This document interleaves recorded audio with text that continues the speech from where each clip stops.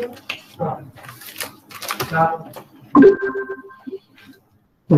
good morning, everyone. We'll start the class today. Topic is on live memory forensics. Okay. So what is a live memory forensics? Yesterday we discussed what is a Windows forensics and what are the important registries we discussed, prefetch, regedit. Okay. Today we'll discuss live memory forensics. What is a live memory forensics here? So how to extract data from your RAM and analyze the RAM content is nothing but live memory forensics here. So what are the critical things we have to check is, one is a list of processes running in a particular computer. List of processes running in a particular computer, and what are the services? What are the services? What are the services running in a particular computer, and established connections, you can say. So what does it mean? It means it is whether this computer is connected to any VPNs, virtual private networks, or is attacking any computer, source IP or destination IP. Generally, if you wish to see the established connections, just go for command prompt.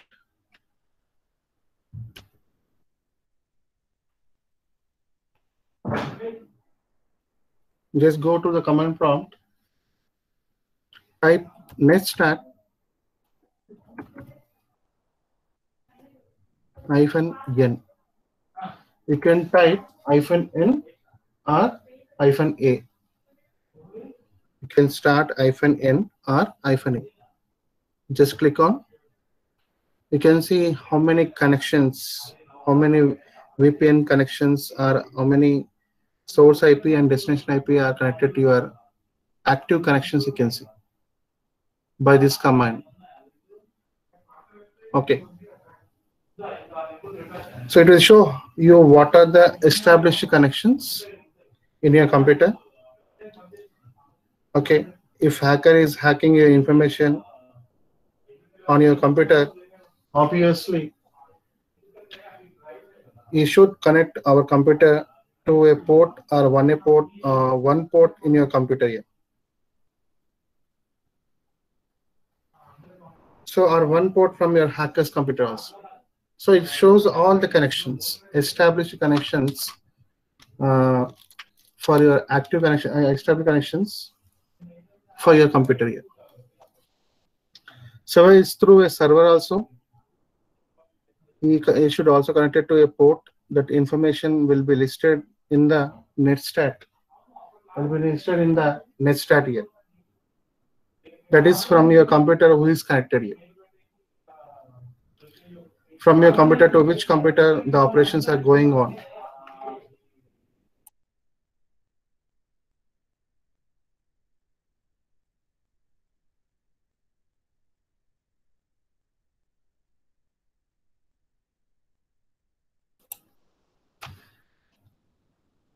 So whether it's through a server also,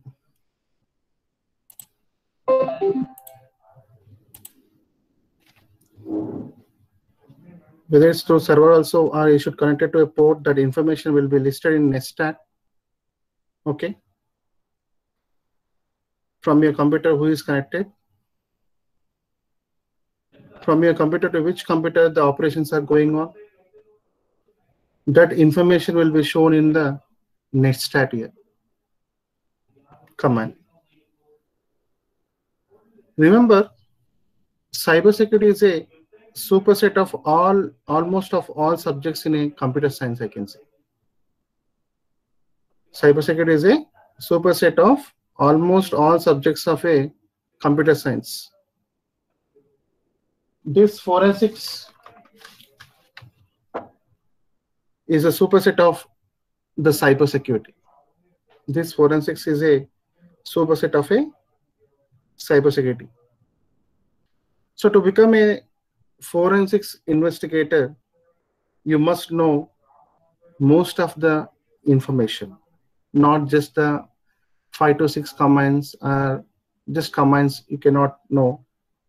So to become a forensic investigator, you must know most of the information. So generally, hacker knows most of the information. If you don't know, you will not called as a hacker. Forensics investigator is a superset of hacker's knowledge. Please remember, I said previously, cybersecurity is a superset of almost all the subjects of computer science, and forensics is a superset of the cybersecurity, and forensics investigator is a superset of hacker's knowledge here. To become forensics investigator, everything we have to learn. What we want to learn generally. So all this we are discussing now is just a cup of tea comments in Linux or Windows. You should have the grip and you should have the good skills over the operating systems, networks, security, and multiple programming languages here. And also in web programming languages also. Not only the C, C++, you want to learn the different programming languages like Python, even old stuff also you want to learn, means old programming languages. Because when you're doing investigation, the whole stuff means how it works, when it won't work, how to make it work. You want to learn the different programming, previously programming languages, different concepts. Okay, so they should have the grip. You should have the grip on operating system, networks, network protocols, security, multiple programming languages, web programming languages also is most important. So I said forensics industry is a superset of hackers knowledge here. Forensics is a superset of cybersecurity. So now we'll go for to do live memory forensics. One of the important tool I'll say. That is Volatility Foundation. Just search this word in Google. Volatility Foundation. Just click on this. So this is a best as of now available, and open source, free of cost for live memory forensics. So all of you open your web browsers and check this website and see the features of this website. I'll give 30 seconds. So just read the content. What are the features of this website here? So to do live memory forensics, this is an important tool, free of cost. As of now, it's open source, available for live memory forensics.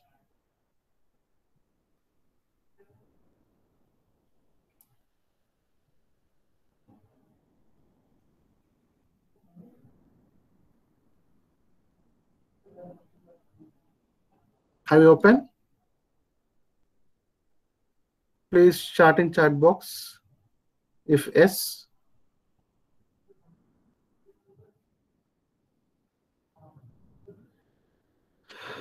Only from 67, only 1%. Okay. It's just entering attendance.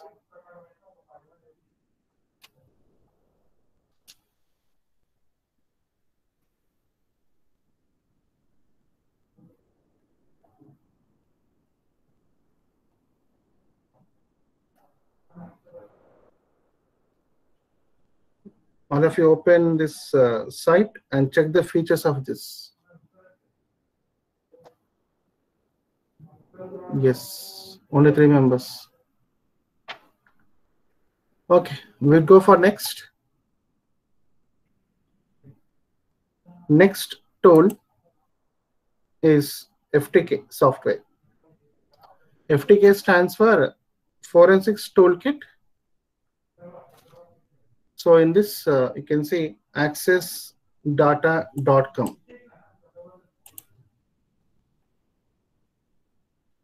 So work on these tools, see the features of these tools. And this is a paid one. Please remember, this is a paid one. It's not free of cost. FTK. So one more tool is Ncase.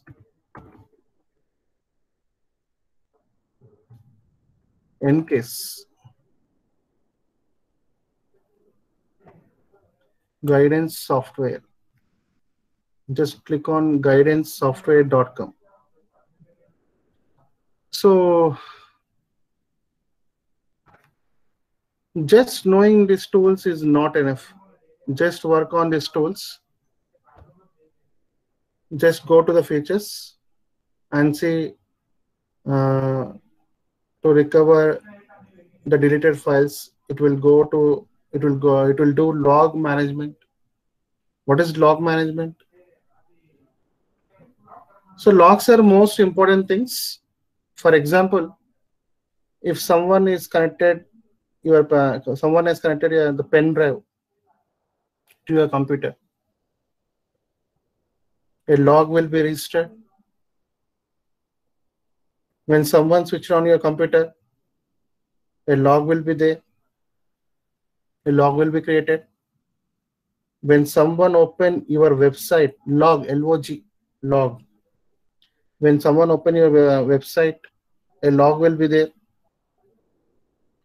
Do some activity. This will be registered here. This log will be registered. If someone offense happen, those logs are very helpful. Those logs are very helpful in giving some clues, you can say, clues for us. So who has entered, what type of pen drive is kept, okay. So logs will be registered here. So Ncase, FTK also finds the logs to recover the deleted files, to check hierarchy of the files. Ncase, FTK also finds the logs to recover the deleted files, also check the hierarchy of the files. Just check these features of FTK and Ncase. Okay. So one more tool.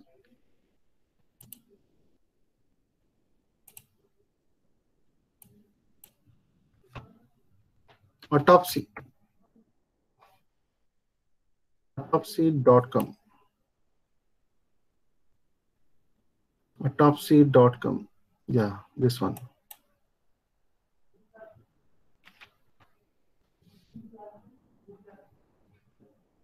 Autopsy.com is the next free utility, free of cost, as a top tool for collecting evidence from the victim machine, mainly for collecting evidence from the victim machine, or you can say offenders machine also. Okay.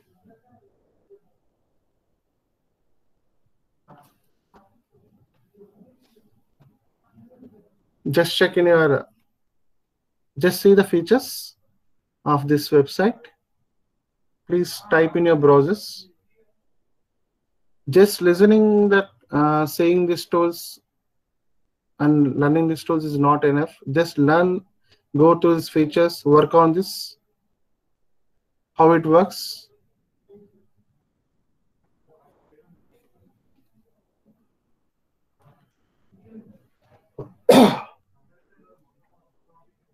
So how many of you tried? Please raise your hands in chat box.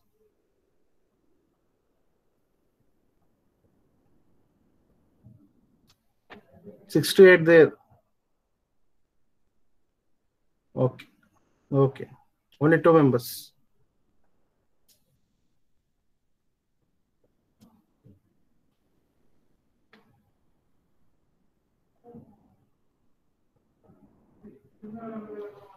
So tomorrow we'll discuss FTK imager.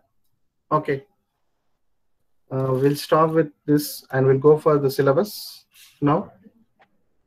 So please remember these tools, these softwares. One is this. Next, autopsy, NCASE. NCASE, you can see guidancesoftware.com. Okay. Now I'll close this all.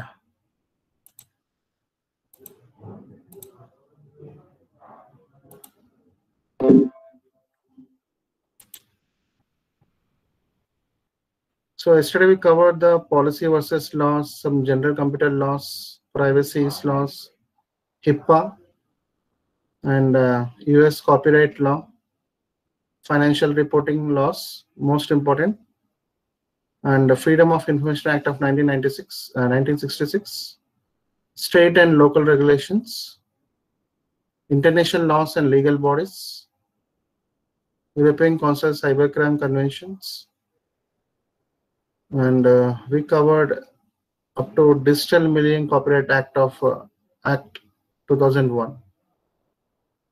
So now we'll discuss some ethics and information security.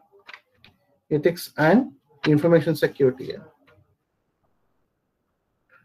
So generally, many professionals groups have explicit rules in governing the ethical behavior in their workplace. So every organization maintains some ethics. Every organization maintains some ethics here. So you want to follow the ethics. What are the minimum ethics? IT and IT security do not have binding codes of ethics here. Professional associations and certifications like ACM, IEEE, agencies work to establish code of ethics here. They can prescribe their ethical conduct. Do not always have ability to ban violators from the practice in field.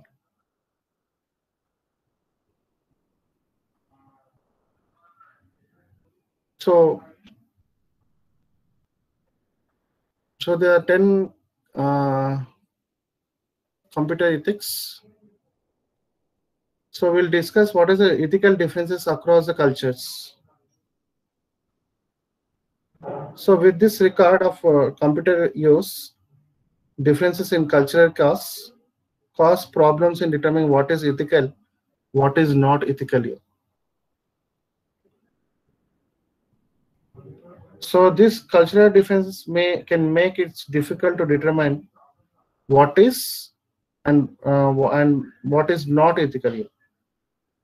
So especially when it comes to the use of computers. For example, to Western cultures, many of ways in which Asian cultures use computer technology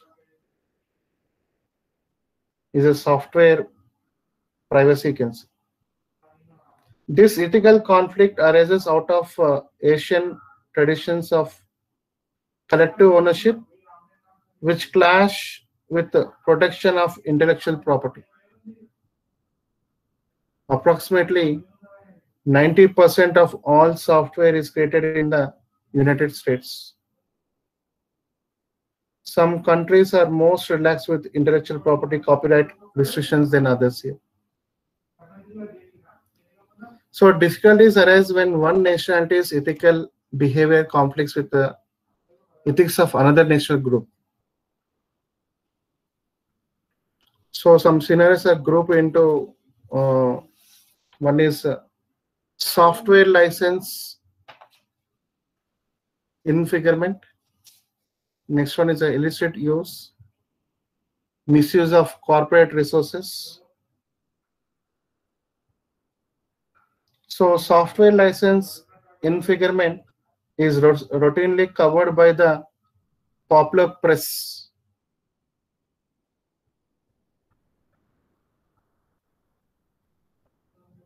Popular press sequence. Among study participants, attitudes showed statistically significant differences in the attitudes from the overall group. You can see. Software license infringement generally could mean that individual surveys understood that what software license infringement was, but felt either that their use not a privacy. Next one is a illicit use. The study of respondents unreadily commended the viruses, hacking, and other forms of the system abuse here. Next, misuse of corporate resources.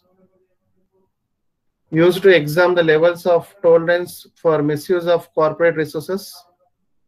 Each presented a different degree of non-company use of corporate assets here, without specifying the company's policies on personal use of company's resources. You can see. So cultures have different views on the scenarios here.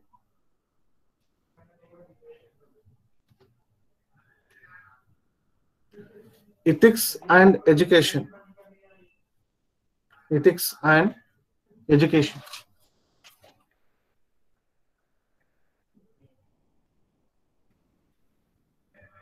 So attitude towards the ethics of computer use are affected by many factors other than the nationality. Okay. So employees must be trained in expected behaviors of an ethical employee, especially in areas of information security. So proper ethical training is vital to creating informed, well-prepared, low-risk system users here. This is especially important in information security, as many employees may not have the formal technical training to understand that their behavior is unethical or even illegal. So proper ethical and legal training is important to creating an informed, well-prepared, low-risk system users here.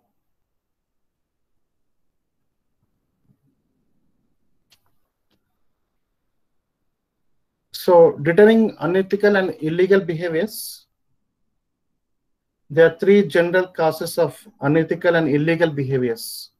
One is the ignorance, one is the accident, one is the intent. So ignorance, what is ignorance? Ignorance of a law is no excuse. However, ignorance of policy and procedures. The first method of deterrence is education. This is accomplished by means of designing, publishing, disseminating organization policies and relevant laws, and also obtaining agreement to compile these policies and laws from the members of organization. Example for ignorance maybe reminders, trainings, awareness programs, keep the policy information in front of individuals, and do better support for complaints. When you take the accident, okay, so individuals with authorization and privileges to manage the information within the organizations are most likely to cause harm or damage by the accident. So how to avoid these accidents in the organization generally? So careful planning. We need some careful planning. Careful planning.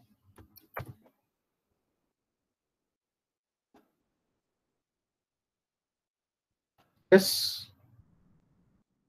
And control helps. Controls, we need some controls. Any controls that help or prevent accidental modifications in a system and data. Okay. Next, intent.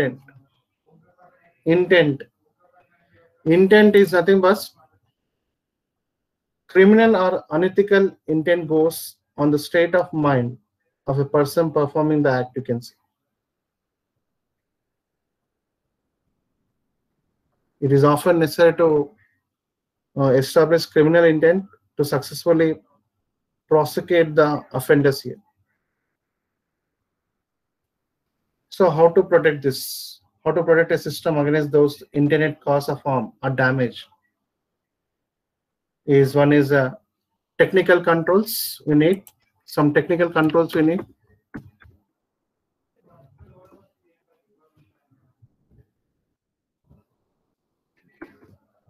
technical controls.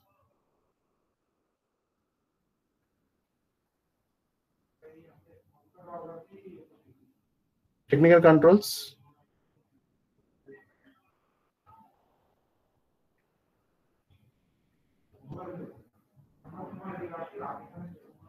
We need for this intended. So what are the costs? What are the costs of illegal or unethical behavior? One thing is certain: the responsibility of information security personnel is to do everything in a power to deter this type of acts, to use the policies like education,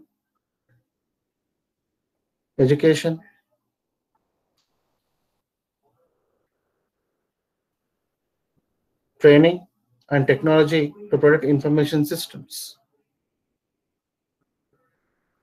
So many security professionals understand these technology aspects of protection, but underestimate the value of policies here. However, laws and policies, the laws and policies and their associate penalties only detail these three conditions are present. One is the fear of penalty. Fear of penalty. Fear of penalty.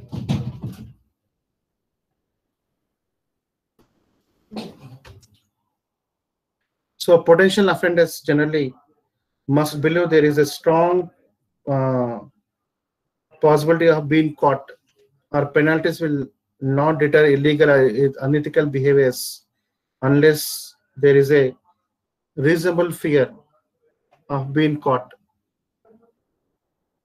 Okay. So fear of penalty, offenders must be fear of penalty. Okay. Next, probability of being caught. So penalties will not deter illegal or unethical behavior unless there is a reasonable fear of being caught here. So potential offenders must be believed there is a strong possibility of being caught here. Next, probability of penalty being administered. So potential offenders must believe that there is a penalty will be in a fact of administrate.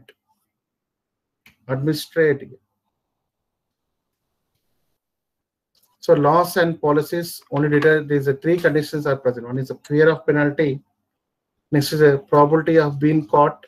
Probability of penalty being administered. Okay.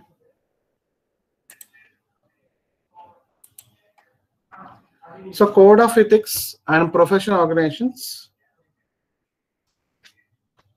So several professional organizations have been established. Codes of conduct or ethics here. So this codes of ethics can have positive effect. Unfortunately, many employees do not encourage joining these professional organizations generally. So here are so many professional organizations in our college. ACM. Yes. Can anyone say what is the full form of ACM? Please chat in chat box.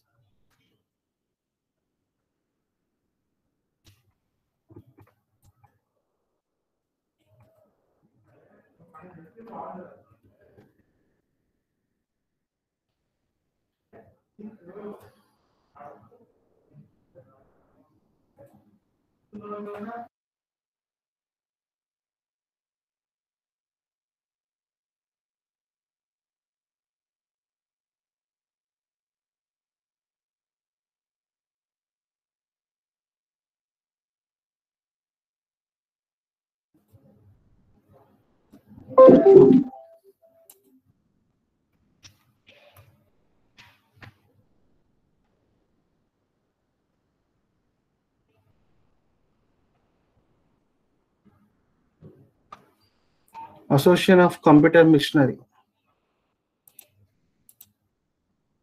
Okay. So what is the use of ACM? Anyone? Please chat in chat box.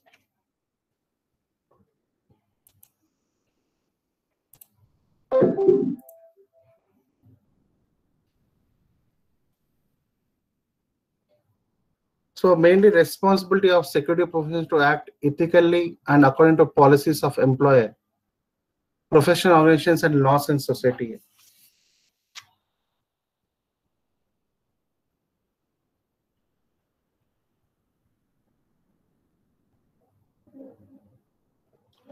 So organizations responsible to develop, disseminate, enforce policies here.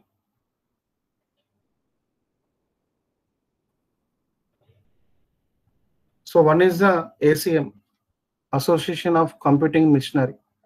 So when it is established in 1947 as the world first educational and scientific computing society. Okay. It's mainly focus on ethics of security professionals.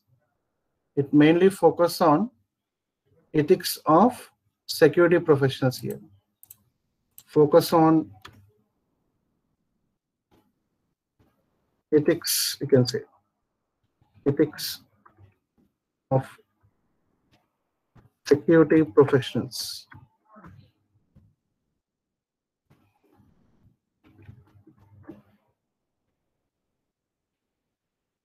That is personal ethical responsibilities of security professionals, you can say. Code of ethics contains references to protecting information confidentiality, causing no harm, protecting others' privacy, respecting others' intellectual properties is the main aim of ACM here. Okay.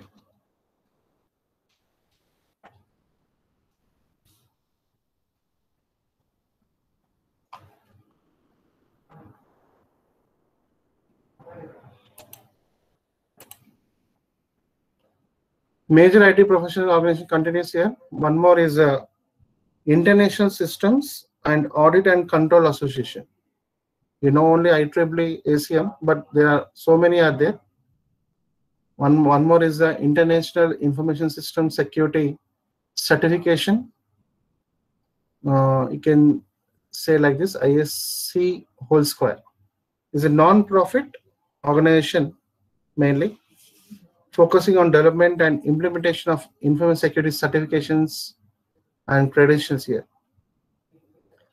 Code primarily designed for information security professionals who have certification from ISC whole square, you can say. So main focus on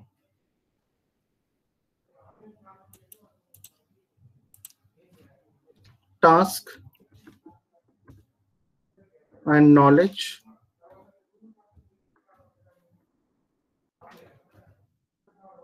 required of the information systems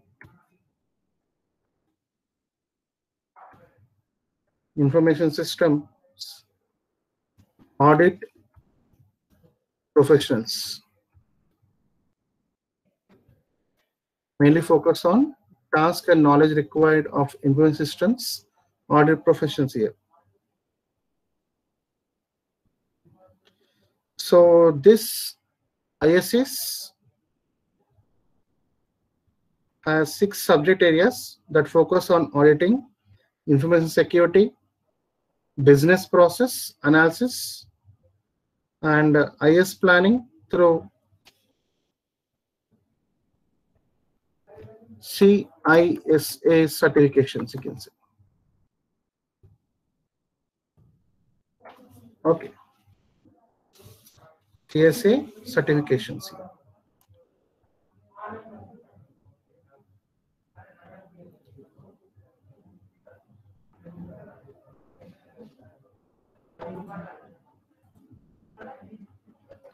So one more, Systems Administration, Networking and Security Institute, SANS, you can say. SANS is also a professional organization with large memberships dedicated to protection of information and systems. So SANS also offers some set of certifications called as a Global Information Assurance certifications. Global Information Assurance certifications here. Okay. So it is founded in 1989, I think. It's founded in 1989.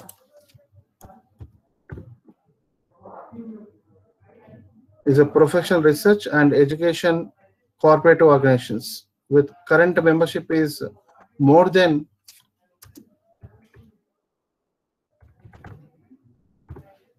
this number of memberships you can available. Security professions, auditors, system administrators, network administrators. So SANS offers a set of certifications called as a Global Information Assurance certifications, or GIAC. So all GIAC certificate professions are required and knowledge to acknowledge the certifications and privileges that come from corresponding required corresponding uphold of GIAC code of ethics here. Okay.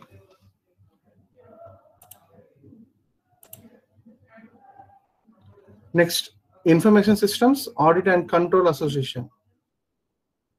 Information System Audit and Control Association is another professional association that focuses on auditing, control, and security.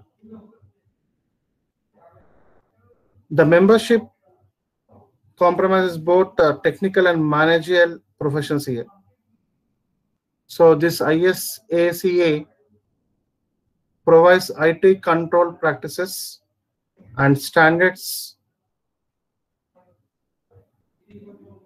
and it does not focus exclusively on information security. It does include many information security components within the areas of concentration here.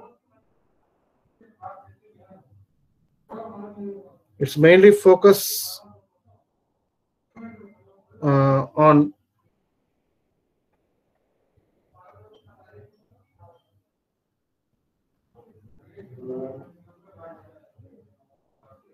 code of ethics for its professionals. Okay. So one more thing, Information Systems Security Association is also a non-profit society of for information security professionals. Primary mission is to bring together qualified information security practitioners for information exchange and educational development. This promotes code of ethics similar to the ISS, ISACA, and ACA.